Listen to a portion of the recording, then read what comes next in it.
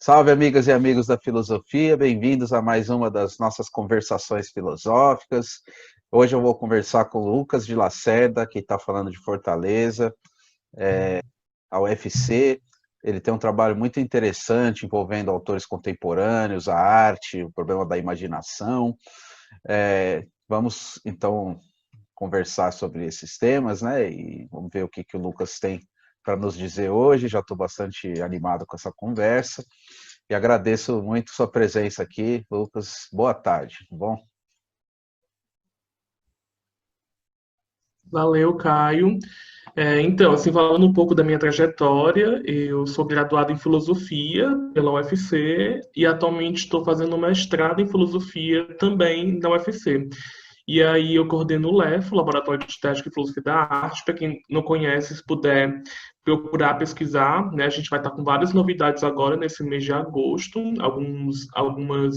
alguns eventos e também coordeno o LAC, Laboratório de Arte Contemporânea. Bem, então assim, para essa conversa, né, que o Caio me convidou, o que eu pensei foi apresentar um pouco da minha pesquisa de graduação, que a minha monografia se intitula Manifesto Alienígena, onde, em resumo, eu investigava o conceito de vidente do Deleuze, e a partir desse conceito de vidente eu ensaiava essa discussão do devier alienígena. Mas eu não vou discutir o alienígena hoje, assim, a ideia hoje é que eu possa apresentar um dos capítulos dessa minha monografia, que é a monografia onde eu falo do vidente e da fabulação, entendendo a fabulação como uma faculdade visionária de novos mundos possíveis, tá? Então, assim, para poder apresentar vocês, eu queria, antes de tudo, posicionar um problema. Assim, eu gosto sempre de começar qualquer fala, qualquer apresentação, sempre começando posicionando um problema. Eu acho que a gente parte dele. E aí o problema que eu quero partir aqui nessa conversa é um tema que o Deleuze coloca num texto chamado A Vida como Obra de Arte, que é uma entrevista, e nessa entrevista o Deleuze está em diálogo com o pensamento do Foucault. Ele escreve essa entrevista, ele deu um ano após a morte do Foucault, e aí nessa entrevista o Deleuze fala o seguinte, eu vou ler a citação, tá? O Deleuze vai apresentar o grande princípio histórico de Foucault. Ele fala o seguinte: o grande princípio histórico de Foucault é toda formação histórica diz tudo o que pode dizer e vê tudo o que vê. Por exemplo, a loucura no século XVII. Sob qual luz ela pode ser vista e em quais enunciados ela pode ser dita? E aí ele conclui com a seguinte pergunta: e nós atualmente? O que somos capazes de dizer hoje? E o que somos capazes de ver? Então, assim, né? Ele fala que ele parte de um princípio, esse princípio histórico do Foucault, que é o princípio histórico da formação histórica. Ele fala o seguinte, para resumir, ele fala que cada formação histórica ela impõe um limite ao que pode ser dito e um limite ao que pode ser visto. Ou seja, tudo aquilo que tiver dentro desse limite que a formação histórica impõe, tudo que tiver dentro desse limite vai ser dito e vai ser visto.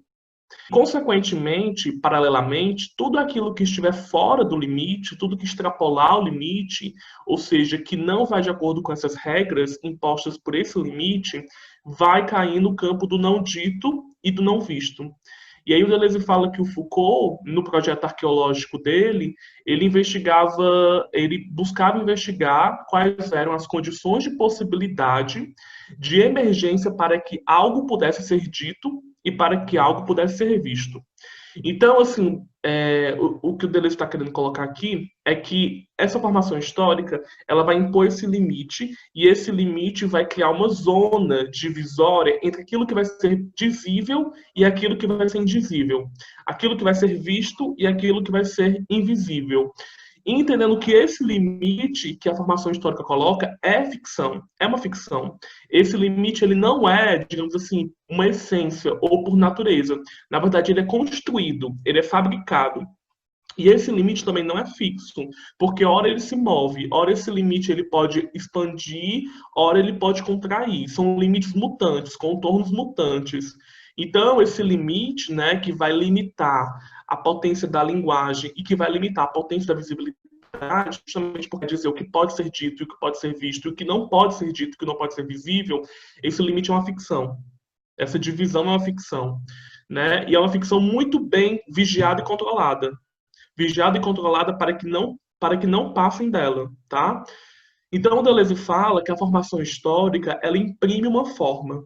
Nessa ideia de formação histórica. Ela forma uma forma, ela produz uma forma, ela imprime uma forma do discurso e uma forma da visibilidade, que o Deleuze vai chamar de regime de linguagem e regime de visibilidade. E cada regime possui suas regras, regras do discurso e regras da visibilidade. Se você estiver dentro das regras, você vai ser visível e dizível. Mas se você foge das regras, você cai no limbo do indizível e do invisível. Então, é importante dizer aqui que o Deleuze coloca, né, que dentro dessa formação histórica, começa a se criar como se tivesse um campo do possível, aquilo que pode ser dito, aquilo que pode ser visto, e o campo do impossível, aquilo que não pode ser dito, aquilo que não pode ser visto. Então é como se a gente tivesse dentro de um mesmo mundo vários outros mundos. É uma espécie de mundos atuais e mundos virtuais, mundos possíveis e mundos impossíveis, todos coexistindo.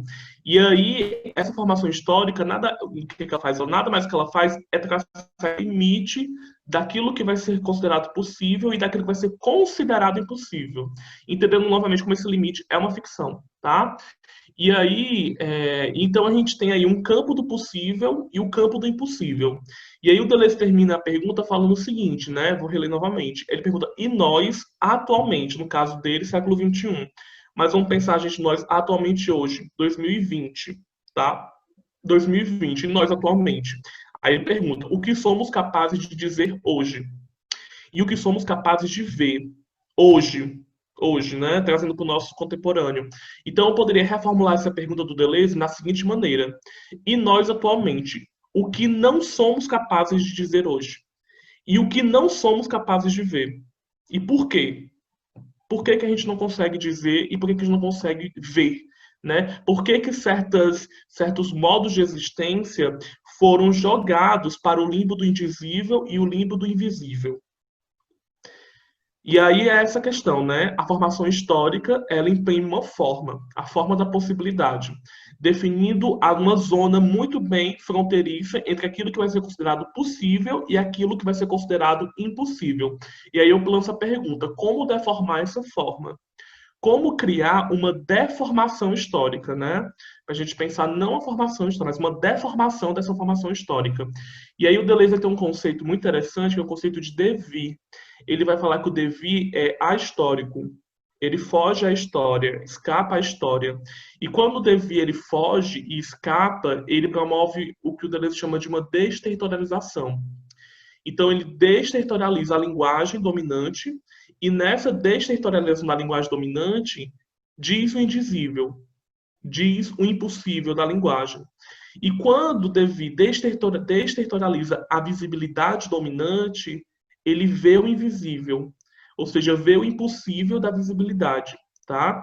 Então, assim, talvez esteja confuso, assim, porque são minúcias, assim, eu estou tentando resumir, esse texto, o Deleuze explica muito melhor do que eu, de maneira muito mais sistemática, eu estou aqui tentando falar de maneira breve, mas, em resumo, é isso. O que o Deleuze está querendo colocar é que vai existir um campo que vai ser considerado possível e um campo que vai ser considerado impossível. E a pergunta dele é, como a gente acessa o impossível? Como é que a gente vê aquilo que a gente não consegue ver? Como é que a gente consegue dizer aquilo que a gente não consegue dizer? Como é que a gente consegue pensar naquilo que a gente não consegue pensar? Como é que a gente consegue imaginar aquilo que a gente não consegue imaginar? Ou seja, como tornar possível o impossível? É essa a problemática, né? Como dizer o indizível, que é o impossível da linguagem? Como ver o invisível, que é o impossível da visibilidade? E aí, a partir desse problema, é que o Deleuze vai trazer um conceito do vidente, da vidência. Porque para ele, o vidente é aquele que vai ver o invisível. O vidente é aquele que vai escutar o silêncio. É aquele que vai conseguir pegar a linguagem dominante e desestabilizá-la, torná-la uma língua menor. ele é estrangeiro em sua própria terra. Então, o vidente, ele está nessa escuta do impossível, ele vê o impossível, ele é uma sensibilidade, né? Então, se vocês me perguntarem, quem são esses videntes que o Deleuze está falando, né? Esses videntes que vê o invisível, vê aquilo que ninguém vê, pensa aquilo que ninguém pensa, imagina aquilo que ninguém imagina, quem são eles? E aí o Deleuze vai responder, os videntes são os artistas, os filósofos, os cientistas, os loucos, os autistas, enfim, são todos aqueles que, de alguma maneira, corroem a linguagem, corroem a visibilidade, promovem desterritorializações nessa maneira de percepção hegemônica e dominante. E aí, nessa corrosão, nessa desterritorialização, nessa desestabilização, há a emergência de algo novo, uma nova visibilidade, uma nova sensação, um novo pensamento, uma nova imaginação, uma nova ideia. Então, em resumo, porque assim, por Deleuze, os artistas, os filósofos e os cientistas, ambos são pensadores. Porque por Deleuze, por Deleuze, o pensamento é criação. E isso, por Deleuze, é quase uma relação de identidade. Assim, pensamento é criação, pensamento cria algo novo. O pensamento é sempre a criação de algo novo. É você sentir algo novo, imaginar algo novo, ver algo novo, dizer algo novo. E para eles, a arte, a filosofia e a ciência, elas também estão criando novo, tá? Então, assim, quando ele se refere a artista, ele está se referindo àquele artista específico que está criando novo, e não que está reproduzindo o mesmo. Quando ele fala do filósofo, ele fala do filósofo que cria um novo, e não aquele filósofo que repete o mesmo. Não é o cientista que está repetindo o mesmo, mas aquele que está tentando criar algo novo. Aquele que está tentando ver algo novo, né? Ou seja, videntes. E o que tem em comum entre os três, né? É uma sensibilidade. Para eles, o que tem em comum entre os três é uma sensibilidade, porque ambos eles são uma sensibilidade, digamos, às forças do mundo. Forças, digamos, invisíveis e inaudíveis. Então, é uma sensibilidade que ela é capaz de sentir. Ela tem uma potência de sentir, diferente das sensibilidades, digamos, hegemônicas, aquelas sensibilidades que querem pôr para a gente, que constroem na gente. Essa sensibilidade hegemônica ela é construída em nós, e que essa sensibilidade hegemônica impede a gente de captar as forças inaudíveis e invisíveis. Então, essas três figuras, né, quatro, são várias figuras que o Deleuze vai trazer para falar que são videntes, é uma sensibilidade, tá? É uma sensibilidade que está aberta às forças, tá bom? E por sensibilidade aberta a essas forças e não se fecha na forma que a formação histórica imprime, porque é isso que a formação histórica produz forma. O vidente, ele está aberto às forças. E quando o vidente, ele capta essas forças, ele deforma as formas. E quando ele deforma as formas, algo novo surge, algo novo é criado.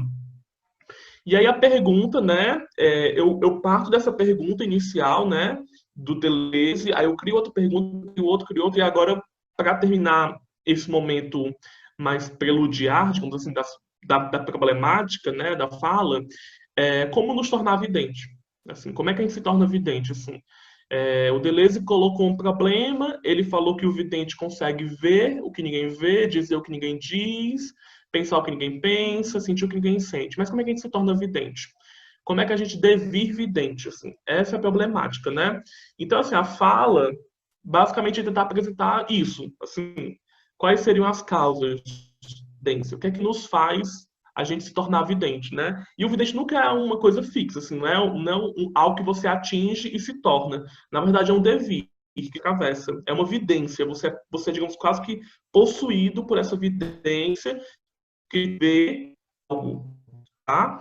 Então, não é um local onde você vai chegar. Não é nesse sentido, tá? Não é um telos, tá? Não é um modo de vida fixo. Na verdade, é uma prática diária, tá bom? Então, assim, quais seriam as causas da vidência? O que é que nos faz tornar vidente? E aí, dentro da minha cartografia, né, da minha monografia, eu identifiquei várias causas, digamos assim, forças que nos tornam vidente, que nos fazem entrar em um devir vidente.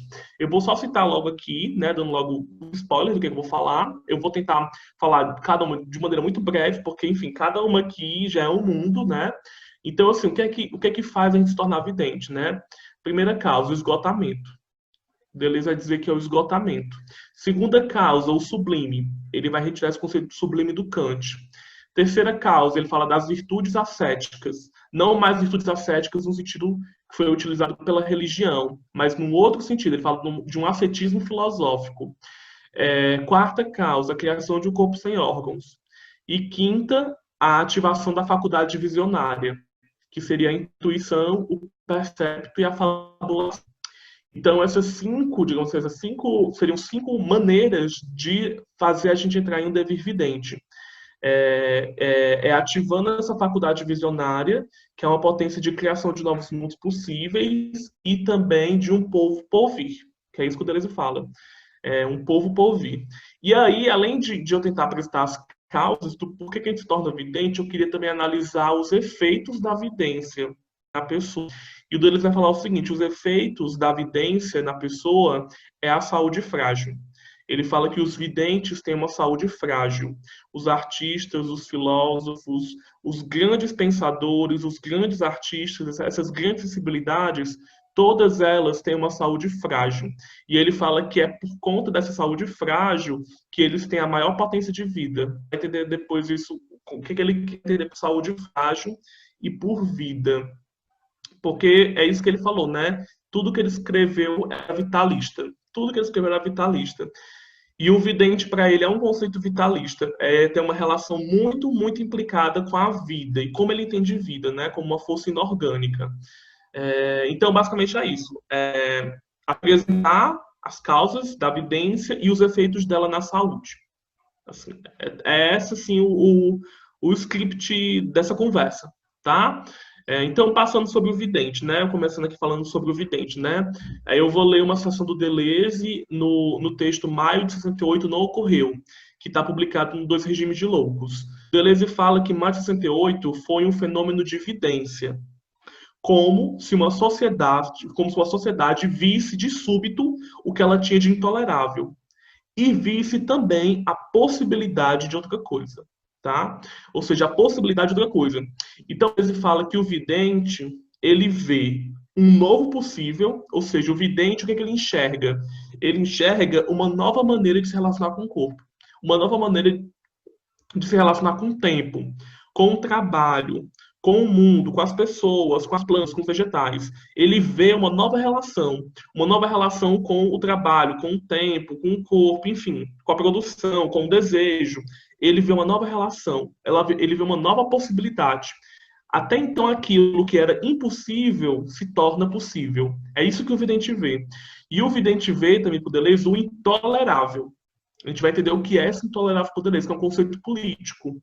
O Deleuze, a política do Deleuze é completamente involuntarista. Ela não é uma política voluntarista. A gente vai entender isso posteriormente, do que ele vai entender por intolerável.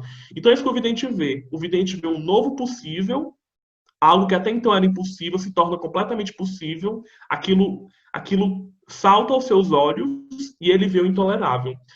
E aí uma citação aqui do Peter Popelbach. Popelbach fala assim: o vidente vê alguma coisa numa situação determinada, algo que a excede, que a transborda, e nada tem a ver com a imaginação vazia. A vidência tem por objeto a própria realidade numa dimensão que extrapola seu contorno empírico, para nela apreender suas virtualidades inteiramente reais, porém ainda não desdobradas. Ele enxerga a intensidade, a potência, a virtualidade. Não o futuro, nem o sonho, nem o ideal, nem o projeto perfeito, porém as forças em vias de se redesenharem o real. Ou seja, o vidente por Deleuze não é aquele que vê o futuro, não é isso. O vidente não é alguém que vê o futuro, mas é justamente aquele que vê a intensidade, vê a virtualidade, vê as forças que estão agindo. O que o vidente vê é isso, é uma nova possibilidade intolerável, tá? Então não vamos entender o vidente do Deleuze como se fosse visão do futuro, tem nada a ver com isso, tá?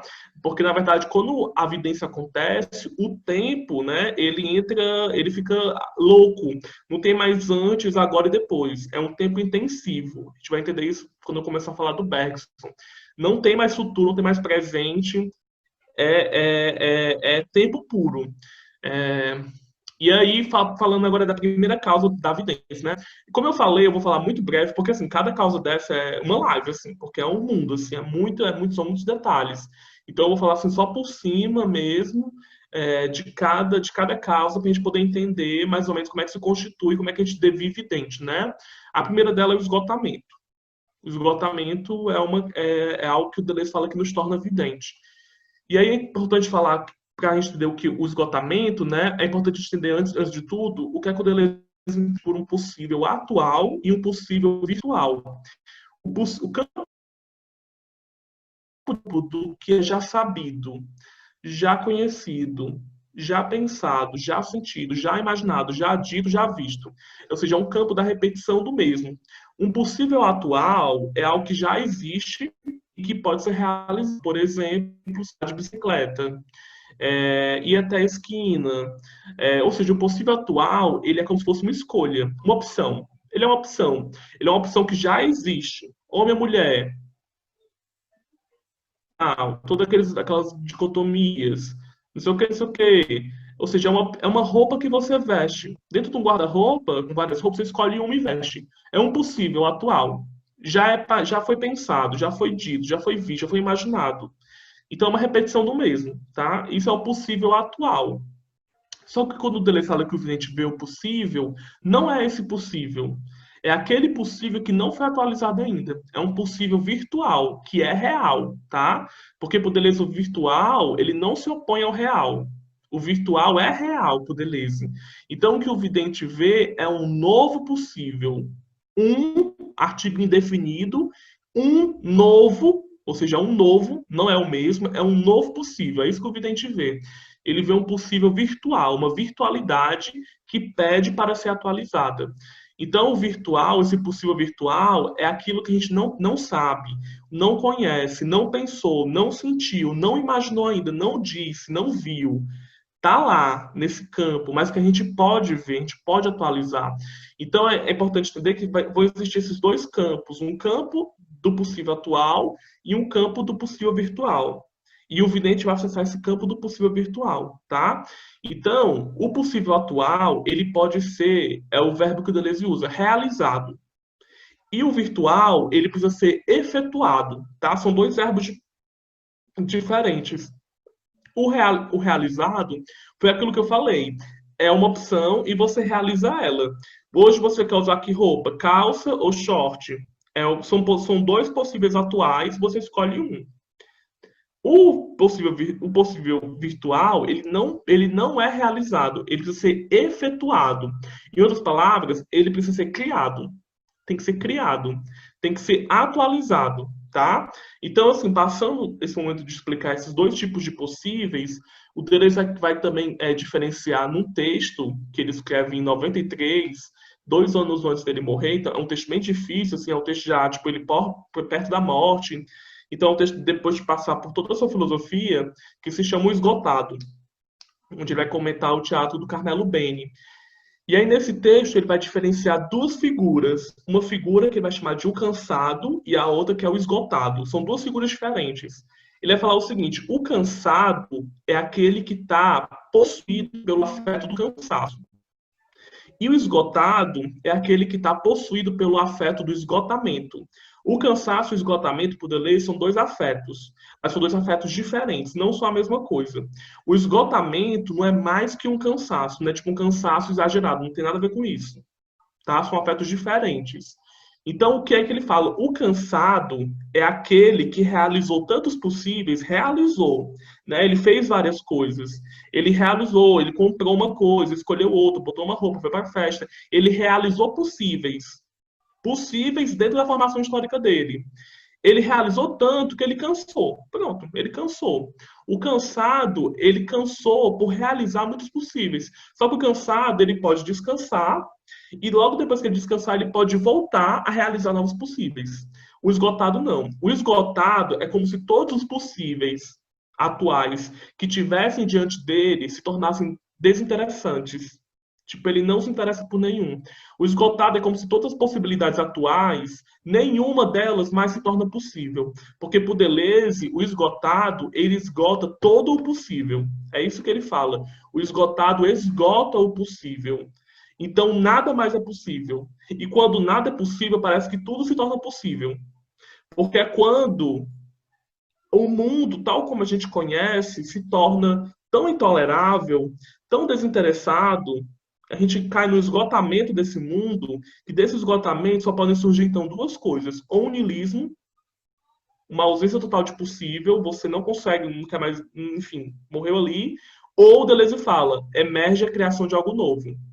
E é isso que ele está colocando, que o esgotamento, para ele, tal como ele está ali colocando no texto, cria algo novo, cria um novo possível, porque é quando os possíveis, esses que nos são impostos, que nos são colocados, né, os possíveis enquanto escolhas, enquanto nenhuma dessas escolhas nos parece mais interessante, a gente cai nesse esgotamento, é porque está na hora de criar um novo possível. Então, o esgotamento, por Deleuze, não é um cansaço, né? O cansaço só está cansado porque realizou muito, logo depois ele volta a realizar. O esgotado esgota todos os possíveis e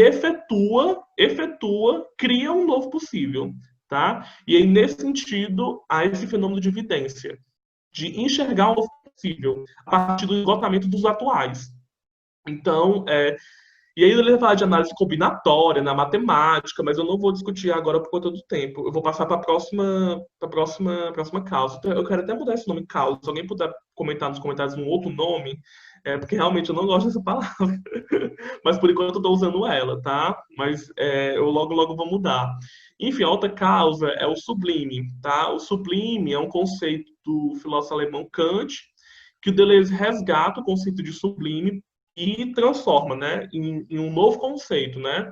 Tanto que o Deleuze, né, ele é um filósofo que critica muito Kant. O Deleuze critica muito Kant. Ele fala que o Kant é o ápice da filosofia da representação. É o ápice é Kant. Só que ao mesmo tempo que ele passou, né, a crítica no Kant, ele fala que a terceira crítica do Kant é uma obra assim, incrível. Ele adora a terceira crítica do Kant. Porque quando ele fala que o Kant vai falar do sublime e de um desacordo das faculdades, um acordo discordante, ele acha aquilo muito lindo. E o Deleuze ele é muito influenciado por esse aspecto da terceira crítica kantiana, quando o Kant vai falar do sublime e do acordo discordante das faculdades. Isso influencia muito o Deleuze. O Deleuze pensar a gênese do ato de pensar, a gênese do ato de criação. Inclusive, o Deleuze tem um texto que está no Ilha Deserta, que se chama A Gênese do Ato de Pensar, se não me engano é realmente esse o título, onde o Deleuze vai colocando ali um diálogo muito forte com o Kant, com o conceito sublime de Kant, para pensar o sublime como a gênese do ato de pensar, tá? Então, assim, Deleuze ele tem uma relação meio de amor e ódio com Kant, assim, porque ele odeia mesmo, assim, o Kant enquanto, sei lá, as duas primeiras críticas do Kant por Deleuze é abominável, mas quando o Kant chega no sublime, ele acha aquilo fantástico, assim, ele, inclusive no abecedário, né, no final do abecedário, quando começa a letra K de Kant, ele fica, vixe, lá vem, K de Kant. Mas ele acaba, o abecedário, falando que ele é um grande filósofo. Deleuze, ele acaba a letra K de Kant falando que ele tem uma grande admiração por Kant e que ele acha um grande filósofo, né? Então, assim, passando esse momento mais revista Caras, né? Desses bastidores, então o Deleuze, ele nutre essa relação, assim, meio que de amor e ódio com Kant, assim. E aí ele vai falar o seguinte, que a gente vive num certo mundo, que é um mundo povoado de doxa e clichê, assim.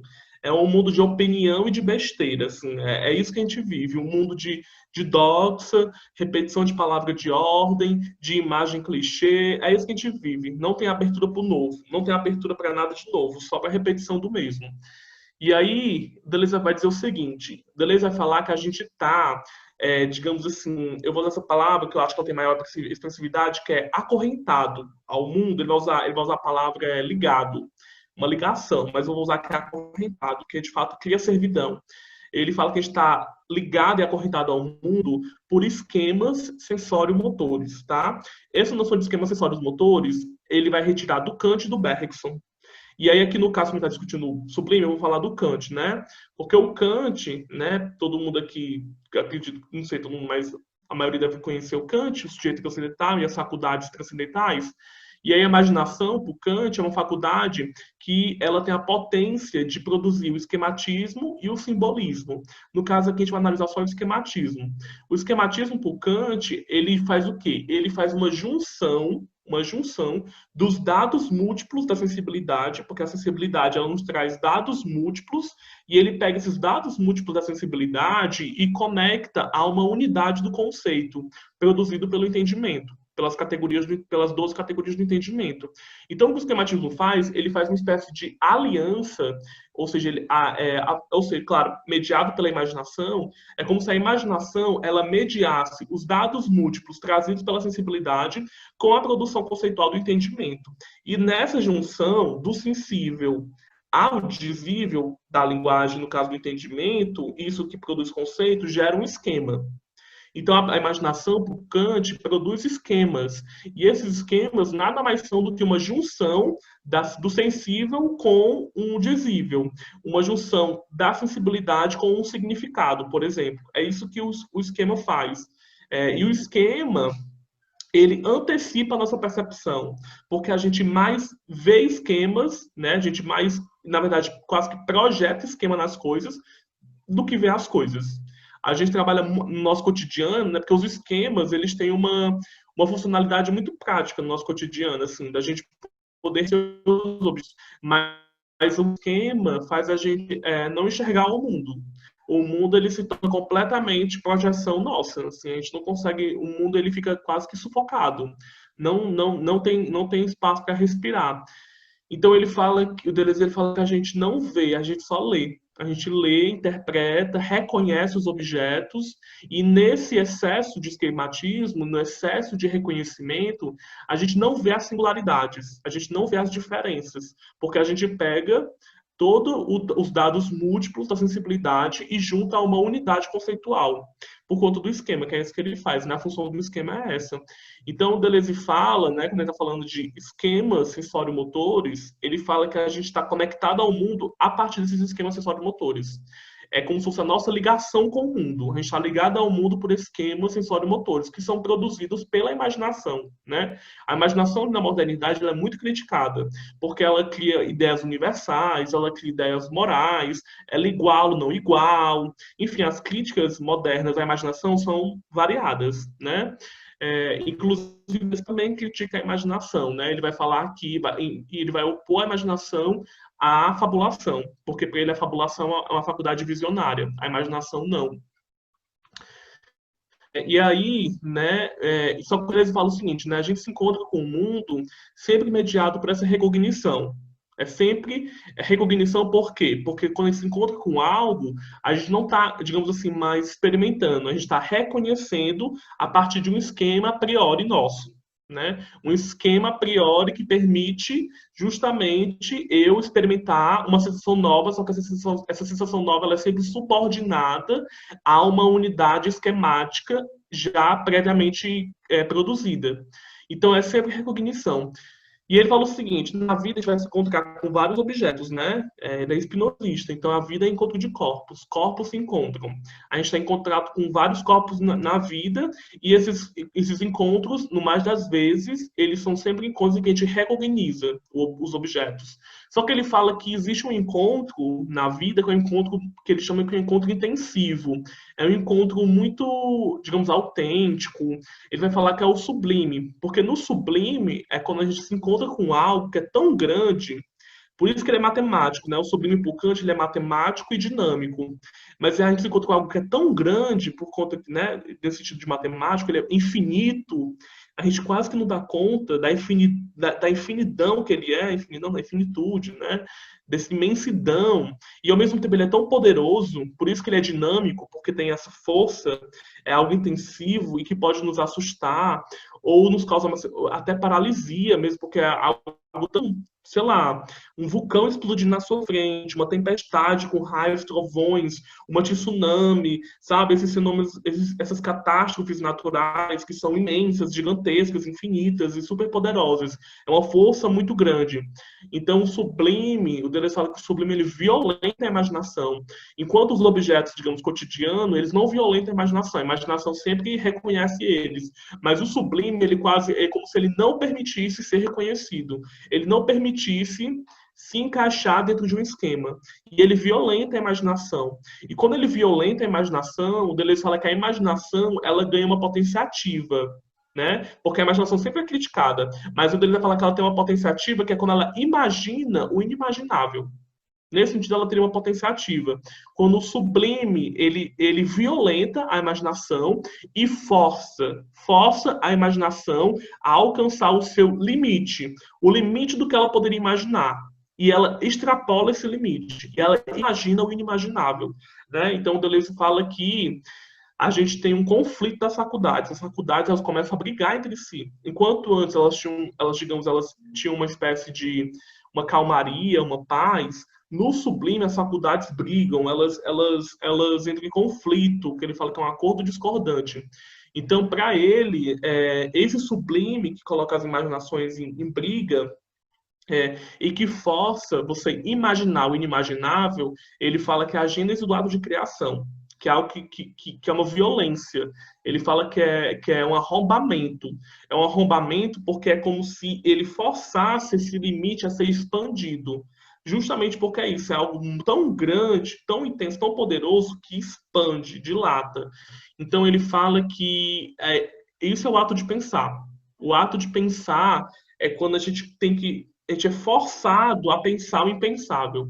Então, por isso que é um involuntarismo, né? Porque para ele, o ato de pensar não é voluntário. Não é tipo assim, não é por uma boa vontade que eu vou lá e penso e crio. Não, para ele, a criação, ela é involuntária. E não é um eu que cria. Não é, digamos assim, você que cria. É algo que te atravessa e cria em você. Não é um eu criador, não tem um sujeito, um eu criador de boa vontade no Deleuze. É um involuntarismo, tá? Então são forças que se apoderam de você, que te desestabilizam e que te forçam a criar. Assim, é isso que ele vê no sublime do Kant, assim, que esse sublime, né, como o Kant colocou, a gente consegue experimentar na natureza, né, porque a natureza ela é imensa e poderosa, mas e também na arte, né? E o Deleuze vai ver isso muito na arte, assim, como é que a arte ela tem essa capacidade de deformar, de nos deformar, capacidade justamente de produzir algo novo em nós, tá? A gente dá quanto tempo, Caio? Pode ficar à vontade, não se preocupe, Tá, não. tá bom. Bem, então eu vou passar agora para a próxima causa, né? Do porquê que nós nos tornamos, o que que nos faz tornar vidente, né? E o Deleuze fala o seguinte, né? Eu já falei aqui de duas, o esgotamento do possível e o sublime kantiano, que o Deleuze repete criando algo novo, né? Agora, no caso, deleuzianamente falando. E aí o Deleuze ele fala que para a gente se tornar vidente, ele fala que são necessárias virtudes ascéticas. Evolução dele no Spinoza, Filosofia Prática. Ele fala assim: para tal visão, são necessárias virtudes, humildade, pobreza, castidade, frugalidade. Não mais como virtudes que mutilam a vida, mas como potências que a despossessem e a penetrem. Spinoza não acreditava na esperança, nem mesmo na coragem. Acreditava somente na alegria e na visão. Deixava viver os outros desde que os outros o deixassem viver. Queria apenas inspirar, despertar, mostrar. A demonstração como terceiro olho não tem por objetivo comandar nem mesmo convencer, mas apenas constituir as lentes ou polir o cristal para essa visão livre e inspirada. E aí o Deleuze ele fala que para ele um dos maiores videntes é o Spinoza e também o Nietzsche. Lawrence, para ele são grandes videntes. E ele acha muito bonito o Spinoza, porque o Spinoza, né, que ele é o príncipe dos filósofos, o Spinoza ele trabalhava polindo lentes. E o Deleuze fala, né, que ele polia lentes para poder enxergar a realidade, né, para além das ilusões, para além das morais, para além da religião, ou seja, enxergar a realidade no seu fulgor, na sua intensidade, né, livre de moral, né? Não é, a gente está falando aqui de transcendência, não tem nada de em si, mas é da intensidade do real, livre de moral, livre dessas lentes morais, religiosas, que nos impõem. Então ele coloca que o Spinoza ele era um polior de lentes justamente desperta evidência. E aí ele também coloca Nietzsche, né, como um grande vidente. Vou ler aqui. E por tê-lo vivido as virtudes ascéticas, né? A gente está aqui discutindo as virtudes ascéticas. E aí ele fala, por tê-lo vivido, Nietzsche percebeu em que consiste o mistério da vida de um filósofo. O filósofo se apropria de virtudes ascéticas, humildade, pobreza, castidade, para fazê-la servir a fins totalmente particulares, inusitados, na verdade, muito pouco ascéticos. Ele faz dela a expressão de sua singularidade, mas isso não significa para ele fins morais, nem tampouco religiosos, para outra vida, não é nesse sentido, mas antes os efeitos da própria filosofia. E isso porque o filósofo não existe em absoluto outra vida.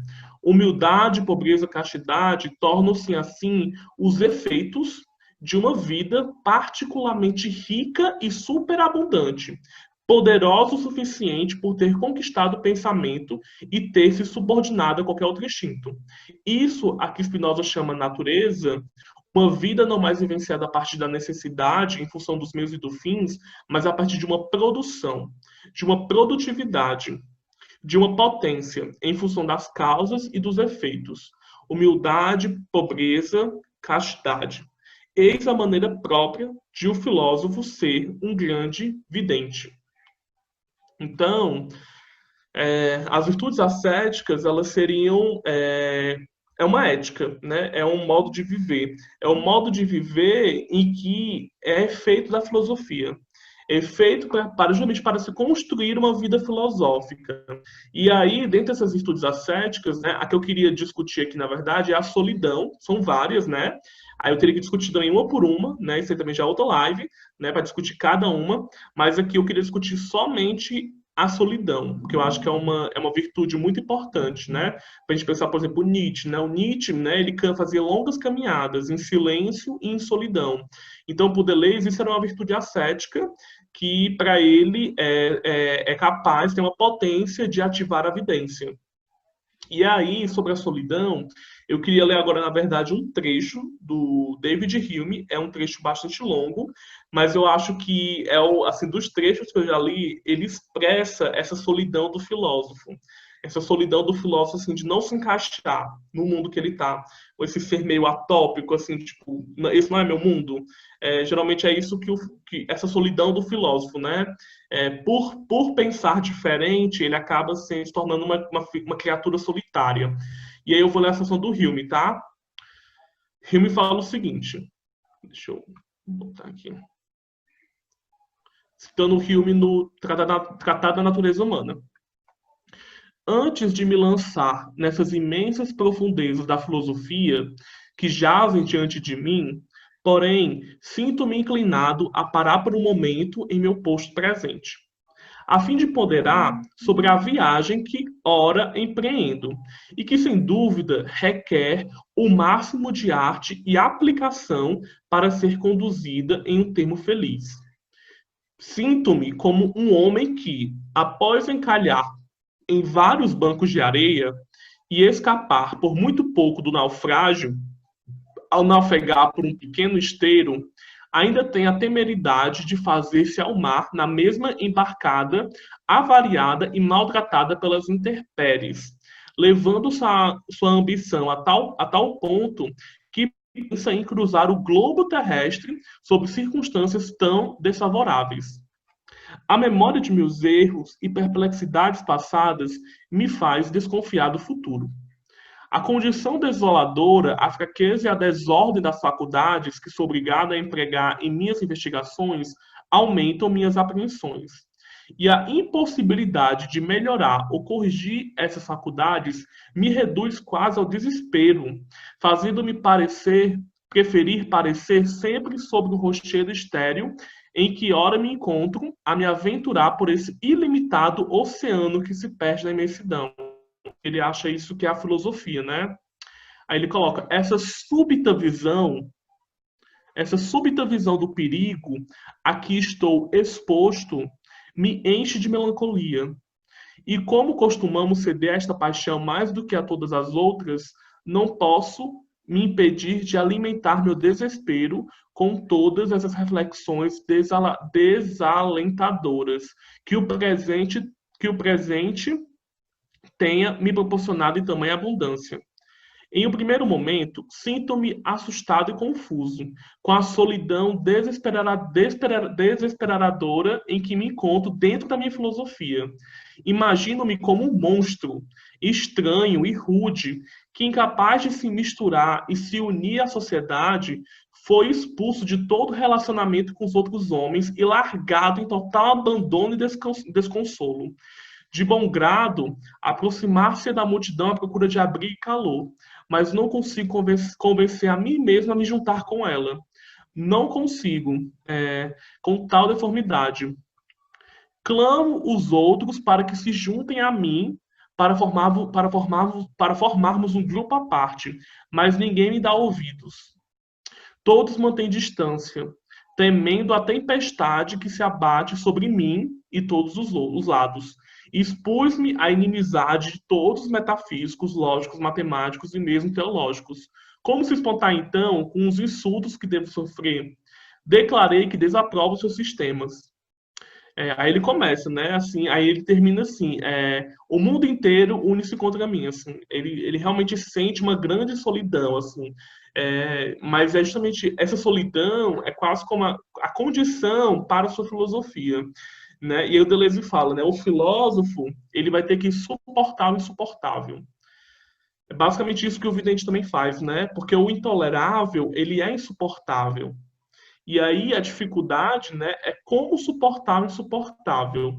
E ele fala que todos os filósofos tiveram que passar por essa prova, de pensar diferente, de romper. E não é fácil, porque quando você rompe, as pessoas não vão te ouvir, porque não tem um ouvido sensível para essa nova voz. Essa nova voz, ela cai no indizível, no invisível, né? Não pode ser ouvida.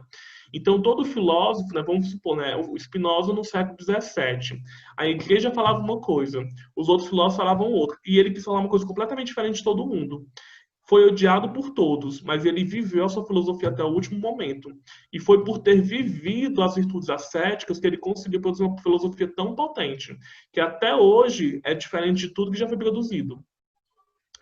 Então, o Deleuze, o filósofo, ele é como se fosse atópico, assim, sabe? Que é uma tese grega, uma tese socrática do filósofo atópico. Sem lugar, assim, não tem... É um filósofo que não se encaixa na realidade dele, assim. E é por esse não encaixamento que ele consegue perceber o invisível da sua época. Isso que a gente discute muito é o George Agamben, no seu texto que é o Contemporâneo, né? Que ele fala que o contemporâneo ele é anacrônico. Então, o filósofo, ele, de certa maneira, ele também é anacrônico, assim, ele rompe com o seu tempo para justamente perceber melhor o seu tempo. Então, ele fala, o Deleuze, ele fala, né, trazendo a discussão ainda sobre as virtudes ascéticas, para a gente dizer que para se tornar vidente é uma ética que você tem que praticar todos os dias. O Deleuze ele vai retomar os gêneros de conhecimento do Spinoza, né? Para o Spinoza são 3 gêneros de conhecimento: a imaginação é o primeiro, a razão, que é o segundo, e o terceiro, que é a intuição. E o Deleuze vai dizer o seguinte, que cada gênero de conhecimento desse corresponde a um modo de existência, ou seja, uma relação epistemológica vai provocar uma relação prática, ou seja, é uma epistemologia prática. Ou seja, se a sua vida ela é regida por determinado gênero de conhecimento, você vai ter um modo de existência tal. É uma relação entre conhecimento e ação. tá? É uma epistemologia prática. Então, por exemplo, Deleuze fala o seguinte, que a pessoa que rege a sua vida a partir do primeiro gênero, que é a imaginação, Deleuze fala, a imaginação ela vai o quê? Produzir ideias inadequadas, né? Ideias universais, os esquematismos, enfim. Então, essa pessoa que é regida pela imaginação, ela vai tender uma vida servil, uma vida escrava, ou seja, uma relação do gênero de conhecimento com o modo de existência da pessoa. Aí ele vai pensar o quê? A razão vai produzir uma vida livre, porque vai buscar conhecer as causas, vai buscar conhecer por que as coisas são dessa maneira, como é que elas funcionam, quais são as noções comuns. E por Spinoza é isso, né? A liberdade é um processo de conhecimento, é conhecer as causas. Então, a liberdade é uma relação com a epistemologia muito próxima. Por isso, é uma epistemologia prática. E aí o terceiro gênero, que é a intuição, ele faz uma vida criadora do artista, do filósofo, do cientista. Esse terceiro gênero que é a intuição. Então, existe uma relação entre gênero de conhecimento, uma discussão epistemológica, com o seu modo de existência, que é uma discussão ética. Então, está implicado, tá? Está implicado, ética e epistemologia, elas estão em uma relação de imanência, tá? E aí, por isso que o Deleuze vai dizer, depois, né? Porque aqui o termo epistemologia prática é um termo que eu usei na minha monografia, né? Para pensar uma epistemologia que não é especulativa, mas que é prática. E o Deleuze ele vai fazer o contrário, ele vai pegar um conceito que foi discutido na especulação e vai trazer para a prática. O Deleuze vai trazer o conceito de intuição política. Ou seja, intuição, né, que é muito discutido na epistemologia, na fenomenologia, e ele traz para o campo da prática, né, para o campo político. Ele fala de uma intuição política. E ele fala que os filósofos, né, por causa do Foucault, ele tem intuições políticas. O Foucault ele teve intuições políticas. Ele vai discutir isso no Dois Regimes de Loucos, com um texto, acho que eu esqueci o nome, mas é um texto que vai discutir com o Foucault, e aí ele vai falar que o Foucault ele foi um dos grandes filósofos por ter tido várias intuições políticas, que é esse fenômeno de evidência também. Ou seja, tem uma relação, a evidência tem uma relação com ética e epistemologia muito próxima, assim, muito implicado. Bem, passando às virtudes ascéticas, né, vou chegar acho que é a quarta causa agora, que é o intolerável. Né? O intolerável, que eu falei, né? O vidente, ele vê um novo possível e ele vê também o intolerável. E aí, o que é esse intolerável, né? O intolerável é justamente aquilo que não dá mais para tolerar. Porque o tolerável é aquilo que tal hora entra no nosso cotidiano, entra no hábito e se torna tolerável. Mas o intolerável, né? Por exemplo, a morte de Marielle foi intolerável. Os 20 centavos foi intolerável. E por Deleuze, o intolerável, ele convoca um povo para ouvir. Então, por isso que por Deleuze o intolerável é um conceito político. Porque o intolerável é quando a gente consegue ver algo de intolerável e a gente é quase que forçado à ação política. Porque por Deleuze a ação política ela não é do campo do voluntarismo, ela é do campo do involuntário. E quando ele está falando de involuntário, a gente não pode ter o involuntarismo como sinônimo de passividade, não é. O involuntarismo do Deleuze ele é ativo, é uma ação involuntária. Ainda é uma ação, ainda é uma atividade, só que ela é involuntária, no sentido de por quê? Porque ela é forçada por um afeto, é um afeto que move. Então, por Deleuze, né, esses intoleráveis, né, ele fala, o nosso mundo ele é cheio de intoleráveis, só que as pessoas toleram o intolerável. Só que ele fala que a evidência é quando a gente de súbito percebe que aquilo que a gente tolerava todos os dias é intolerável. Aquilo é intolerável, né? É intolerável, por exemplo, a privatização da água. É intolerável um monte de coisa. A lista dos intoleráveis é gigante. Então ele fala que o vidente ele vê o intolerável. Ele vê o intolerável e quando ele vê o intolerável há um acontecimento. Um acontecimento que modifica as forças em jogo. Essas forças elas são recompostas e cria-se algo novo. E nesse acontecimento a gente é forçado à ação. A gente não tem escolha, a gente é forçado, a gente está ali por uma força que nos leva. E aí, então nesse sentido intolerável, né? Que clama também por um povo por ouvir, assim. E o intolerável, ele também, o Deleuze fala lá no Imagem do Tempo, que o intolerável ele faz um corte nos esquemas sensório-motores, né? Retomando os esquemas sensório-motores, como eu falei, a gente está ligado ao mundo a partir de esquemas sensórios motores. Esses esquemas, eles nos conectam ao mundo, a um determinado mundo. Né? Eu não estou falando aqui de um mundo, é num artigo indefinido. Um mundo. O mundo como conhecemos.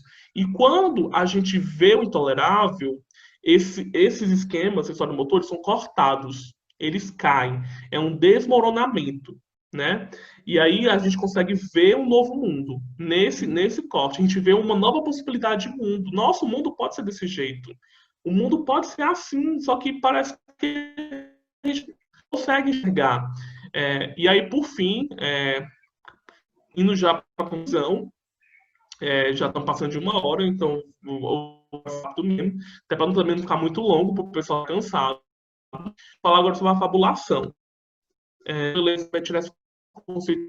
E aí, como eu falei, o Deleuze ele vai discutir essa ideia de esquema sensório-motor, o esquema do esquemismo. E o motor, ele é regido do Bergson. O Bergson tem o conceito de mecanismo sensório-motor. Porque, para o Bergson, o nosso corpo ele é afetado pelo externo no produzir em nós estímulos. Esses estímulos, para o Bergson, eles são lançados ao cérebro e o cérebro distribui esses estímulos aos órgãos do corpo, à mão, ao dedo, enfim, para que esses órgãos eles possam reagir a esses estímulos e criar uma ação no mundo. Então, a questão é que quanto esses estímulos eles tendem a ser repetitivos, a gente começa a reagir também de maneira repetitiva. E a gente começa, né, a criar uma espécie de memória corporal, que por Bergson não é memória, que a memória por Bergson não está no corpo, está na duração. A memória ela é conservada na duração e atualizada no corpo. E aí o Bergson fala que essa memória corporal é que ele vai chamar de hábito. É um hábito. E aí esse hábito ele vai ser construído de tal maneira que a gente vai se tornar automático. A cada estímulo externo, a gente vai reagir ele de uma determinada maneira previamente construída. Então, e o Bergson também chama a atenção que entre o estímulo externo e a nossa resposta, existe uma zona, um intervalo temporal, e ele fala que esse intervalo temporal, a tendência dele é ser reduzida. Ou seja, quanto mais esse intervalo entre o estímulo, entre o sensório e a ação, que é motora, quanto menor esse intervalo, né, mais a gente, mais servil a gente se torna. Porque a gente vai responder de maneira já previamente. Não tem espaço para a gente desobedecer, para a gente refletir, para a gente pensar, para a gente dizer não. Esse intervalo vai ser diminuído a tal ponto que se torna um instantaneísmo, um automatismo, um excesso de presente. Chega estímulo, a resposta automática sai na mesma hora. Ou seja, é a reatividade ao extremo, assim, ao extremo. E aí, isso o Deleuze vai falar, os esquemas sensório-motores são isso. São essa relação entre o sensório e o motor de maneira muito bem reagida. Por isso que o Deleuze falou, o esquema sensório-motor, ele provoca o quê? Ação. A gente vai sempre agir sobre o mundo. Né? E essa ação, ela é reativa. É uma ação sempre reativa. A gente está sempre reagindo. Chega estímulo, reage. E ele falou o seguinte, que o que a proposta, né, é como é que a gente pega esse intervalo e dilata ele. Prolonga esse intervalo entre o estímulo e a resposta, entre o sensório e o motor. Prolongar esse intervalo, dilatar esse intervalo. E quando a gente dilata esse intervalo, a gente tem a possibilidade de criar algo novo. Ou seja, quando o tempo ele vai se tornar dilatado, não mais um tempo cronos, mas um tempo aiônico, um tempo não linear. Então ele fala que está nisso aí também. Quando a gente consegue dilatar esse intervalo, é justamente onde nasce a desobediência. É onde nasce, por exemplo, também o dizer não. Eu preferiria não. Você não age. E aí ele fala justamente isso. O vidente, né? Isso ele vai falar no imagem-tempo. Com o desmoronamento do esquema acessório-motor, o vidente ele não mais age, ele vê. E só que, por Deleuze, a visão é uma ação ativa. Ele vê, ele é forçado a ver. Então é como se, ele vai dar vários exemplos, né, dos filmes assim, tipo, como por exemplo, o filme Europa 51 do Rossellini. Quando a atriz ela chega lá na fábrica, ela olha para as pessoas, ela poderia ver, por exemplo, sei lá, trabalhadores, mas o que ela diz? Ela fica quase com um estado de choque, assim, ela não consegue agir, e ela fala, pensei estar vendo condenados. Ou seja, ela conseguiu ter uma visão diferente e que aquilo foi intolerável para ela. Então, por Deleuze, os videntes, eles não mais reagem aos estímulos. Eles, digamos, eles negam a reação e ficam com a sensação. Eles sentem e veem algo novo. Então, o campo da resistência, ela também estaria nisso de dilatar o intervalo. Dilatar o intervalo e nesse dilatamento criar algo novo. Porque para o Bergson, a intuição ela só acontece quando esse esquema sensório-motor ele cai por terra. É quando os esquemas sensório-motores não funcionam que a gente intui a duração. Então, a intuição ela está num combate com esses esquemas sensório-motores. Um combate. Então, por Deleuze, o vidente é aquele que consegue essa intuição e para poder enxergar algo novo, ver algo novo, pensar algo novo. E aí, para o Bergson, esses esquemas sensório-motores, eles são produzidos pela inteligência, porque a inteligência, ela produz isso, ela produz noções universais, noções morais, porque para ele a inteligência, ela é pragmática, a função dela é puramente pragmática, para a gente poder se adaptar ao ambiente. É somente isso, assim. Os esquemas sensório-motores, eles existem para que a gente possa se adaptar a um determinado espaço. Só que, e assim, eles não são ruins, não é uma questão de ser bom ou ruim, não é isso. Eles são necessários. A gente precisa de esquema sensório-motor no nosso cotidiano, de você reconhecer um objeto, reconhecer um alimento, ver uma água, ir lá e beber. Enfim, o problema é o excesso. É o excesso de esquema sensório-motor que impede a gente de ver novas possibilidades. Ou seja, é o excesso de inteligência que acaba fechando a possibilidade do despertar da intuição. Então, por isso que passa por a construção de um corpo sem órgãos, que o corpo sem órgãos ele não se desorganiza completamente, porque não pode se desorganizar completamente, seria a própria morte. Então, assim, a filosofia do Deleuze nunca é moralista e nem é dicotômica, essas coisas estão misturadas juntas, elas coexistem, enfim. Então, por Deleuze, ele pegando o Bergson, né, ele vai opor a inteligência à intuição. Tanto que a crítica do Bergson, que a metafísica, né, clássica, ela sempre se fundamentou na inteligência. E que o Bergson fala que enquanto a metafísica estiver fundamentada com a inteligência, ele não vai conseguir entender a realidade. E que ele vai propor uma nova metafísica a partir do método da intuição. E aí o Deleuze também vai resgatar isso, assim. E aí, para concluir mesmo, assim, estou falando muito, mas aí o Deleuze vai falar o seguinte, o Deleuze tem dois conceitos, que é de percepção e afecção, que são as percepções e as afecções dominantes, hegemônicas de uma determinada formação histórica. E ele está preocupado em como é que a gente consegue deformar elas, assim, para produzir algo novo. E aí, justamente ele vai falar isso, que é a intuição, o percepto e a fabulação são essas faculdades visionárias que conseguem, de alguma maneira, se desconectar do mundo, de um mundo, né? Um mundo que a gente está ligado pelos esquemas sensório-motores e ver novas possibilidades. E novas possibilidades que não são em um outro mundo, como se fosse uma coisa transcendente. Não, não é isso. Mas são novas possibilidades neste mundo. É porque é tudo na imanência. Ou seja, o que o vidente vê não é a coisa em si, não é a coisa em si, não é a realidade, não é a verdade. Ele vê, na verdade, potências virtuais da realidade. Porque a realidade, por Deleuze, ela é atual e virtual. A multiplicidade, ela tem esses dois componentes. Ela tem atualidades e virtualidades. O que o vidente vê é uma virtualidade, é só isso que ele vê. Ele vê uma nova possibilidade dentro deste mundo, tá? Então, o vidente, na verdade, né, por isso que eu falei do vidente quanto alienígena da minha monografia, porque, na verdade, o alienígena não é alguém que vive em um outro mundo. Na verdade, o alienígena é aquele que consegue viver entre mundos imanentes, que coexistem, nesta realidade imanente. Essa é a dificuldade, assim. A gente consegue, porque a gente precisa ainda ter alguns esquemas, ter alguns extratos, como eu falei, para pagar uma conta, para trabalhar, para, enfim, precisa desses esquemas, porque tem essa pragmatidade, mas como é que a gente consegue ter digamos, uma porção mínima de esquemas e, ao mesmo tempo, estar aberto às experimentações? Essa é a dificuldade, como criar essa consistência. E aí o Deleuze vai discutir a peyote, né? Que é aquela erva que você toma e tem as visões, micropercepções. Aí eu poderia falar aqui da meditação, estados de nirvana, mediunidade, enfim, são essas experiências onde a gente consegue acessar virtualidades da realidade.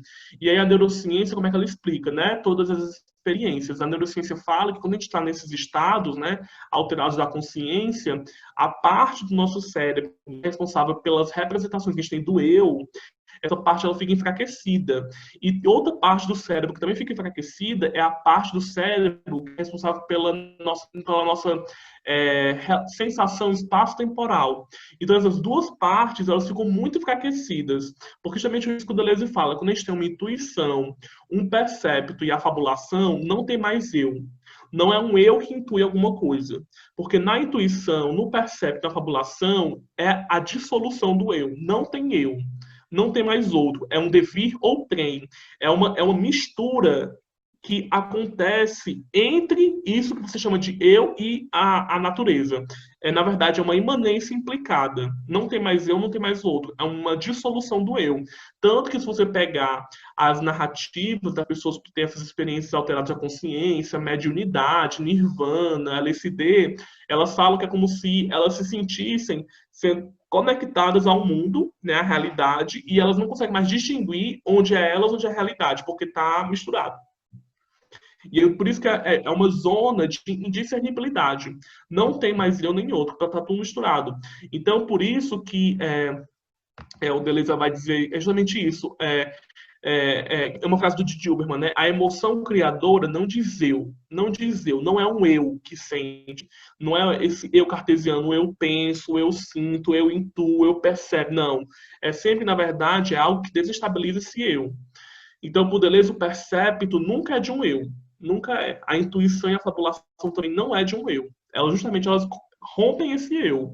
Então, passa por uma construção de um corpo sem órgãos, que também desestratifica a subjetividade, enfim. Eu não vou discutir corpo sem órgãos, porque eu já falei muito de corpo sem órgãos em outras lives. Quem quiser pode ir atrás, o Caio pode colocar o link na legenda, né, para quem quiser olhar. Porque se eu falar de corpo sem órgãos também é outro mundo, né? Como eu falei, eu estou falando aqui brevemente de cada tópico, para a gente entender a evidência, assim, de maneira um pouco mais panorâmica, mas é um mundo, assim. E aí, para concluir mesmo, o cara já está assim, vou concluir agora, falando sobre os efeitos da evidência. Como eu falei, né? Assim, as causas da evidência são essas, né? Como é que a gente chama evidência? Essas são essas as causas. Mas os efeitos dela, como eles falam, são os efeitos na saúde, né? Porque eles falam que o vidente, né? Por ele passar por todos esses processos, né? Esgotamento, sublime, que violenta. Aí vem virtudes ascéticas, vem a quebra dos esquemas acessório-motores, vem intuição, vem fabulação, vem tudo isso, por Deleuze ele fala, a saúde fica fragilizada. Porque para ele, quando a gente tem acesso a isso, na verdade, a gente está tendo acesso a uma vida transbordante. Porque para ele a saúde não é sinônimo não é sinônimo de fraqueza ou signo de morte. Na verdade, a saúde frágil é excesso de vida transbordante. Porque para o Deleuze, a saúde, né, como ele vai entender, a vida é, na verdade, uma força inorgânica. E essa força inorgânica, ela acaba, de alguma maneira, tornando o orgânico enfraquecido. Então, para ele, os filósofos e os artistas, eles são, digamos assim, seres que conseguem ter uma relação com essa força inorgânica que é a vida. É como se a vida fosse a matéria-prima deles. A matéria-prima do artista, do filósofo, do cientista é a vida. É essa vida inorgânica. É com essa matéria que eles trabalham. Que por Deleuze, no Corpo Sem Órgãos, ele fala, né, que essa matéria, que é a vida, é uma matéria não formada. É uma matéria que não é material, ela é energética. É isso que ele vai falar lá no Corpo Sem Órgãos, de uma matéria não formada, que é pura energia, que é pura inorganicidade, força de morte, mas que mata para produzir mais vida.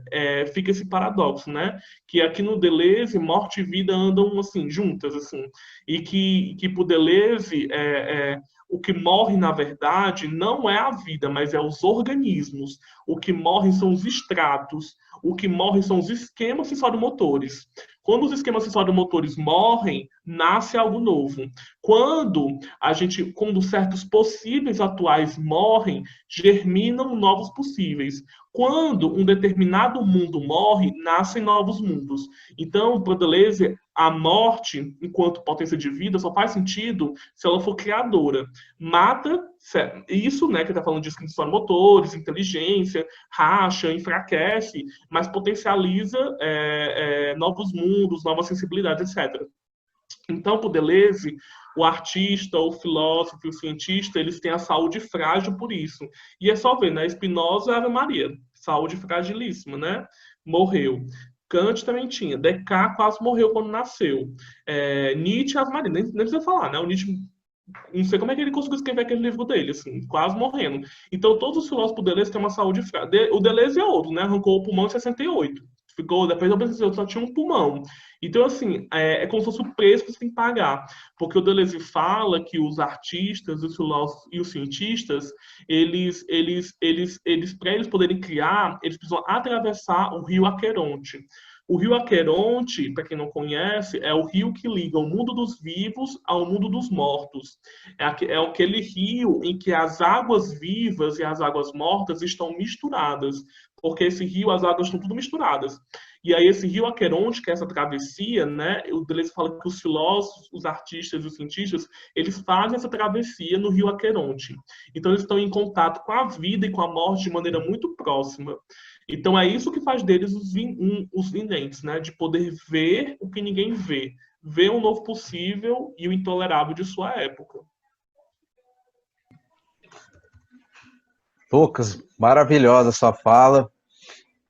Eu fiquei anotando aqui várias coisas enquanto você dizia, e na verdade eu não tenho nem o que perguntar, porque o que eu ia perguntar você encerrou, você conseguiu fechar bem o que eu poderia perguntar, que é sobre essa questão se essa ausência de saúde não seria, no fundo, a grande saúde, uma outra saúde da vida, né? Exatamente. Então, eu achei que foi maravilhosa a sua fala mesmo. Outras coisas que eu também anotei, que você falou, você explicou muito bem, a relação entre uma teoria do conhecimento e uma ética, né? Ou uma epistemologia, ou uma ontologia, que se imbricam exemplarmente lá no Spinoza, né?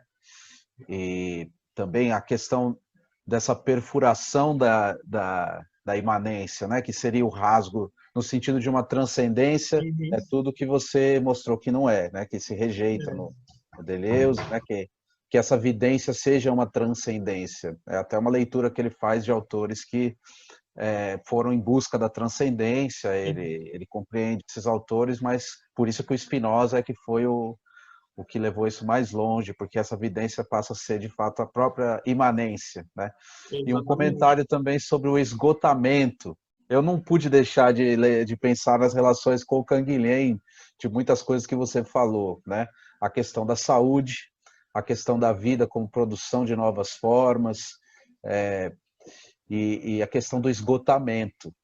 Lembrar que o Canguilhem, quando ele escreve sobre as palavras e as coisas, em 67, a resenha dele, né, um ano depois do livro do Foucault, a resenha tem esse título, Morte do Homem ou Esgotamento do Cógito. Né? É exatamente isso que você estava falando, eu acho. Né? Assim, eu acho que tem uma relação. Sim, total. O termo é epuisemã, né? Esgotamento, que não é a fadiga, né? O cansaço. É uma coisa muito mais potente, né? O esgotamento. Então, são coisas também que eu pensei, né? Que daria para a gente conversar em outra ocasião, né? Mas eu agradeço demais sua exposição aqui, Lucas. Eu acho que vai enriquecer muito esse debate aqui no canal. E só para a gente encerrar mesmo, então, eu vou pedir para você deixar uma última palavra aí para a gente, agradecendo demais sua exposição. Tá. Não, eu que agradeço, assim, realmente eu tentei ser breve, eu acho que eu acabei falando quase 1h30, também não queria que ela ficasse muito longa, porque senão o pessoal não consegue assistir, mas quem tiver alguma dúvida, quiser trocar uma ideia, continuar essa conversa, né, pode falar comigo no Facebook, no Instagram, no e-mail. No Facebook é Lucas de Lacerda, no Instagram também Lucas de Lacerda. Acho que o Caio também pode colocar o e-mail assim, na legenda e tal, para a gente continuar conversando. E é isso, assim, meu interesse. Acabei falando um pouco da fabulação também, mas espero, não sei, de repente a gente pode marcar uma outra possibilidade de continuar essa conversa falando mais sobre isso, assim, mas porque é muita coisa, né? Envolve a tríade vitalista, assim, do Nietzsche, do Bergson, né? Do Spinoza, né? O Canguilhem também. Então, espero que a gente possa conseguir conversando. Maravilha. Eu deixo aqui, sim, na descrição do vídeo. Até essas lives outras que você disse também, você me manda, a gente coloca. Pronto, te mando. Beleza? Então é isso. Muito obrigado. Pessoal que assistiu, agradeço também. Fiquem ligados aí nas próximas conversações filosóficas.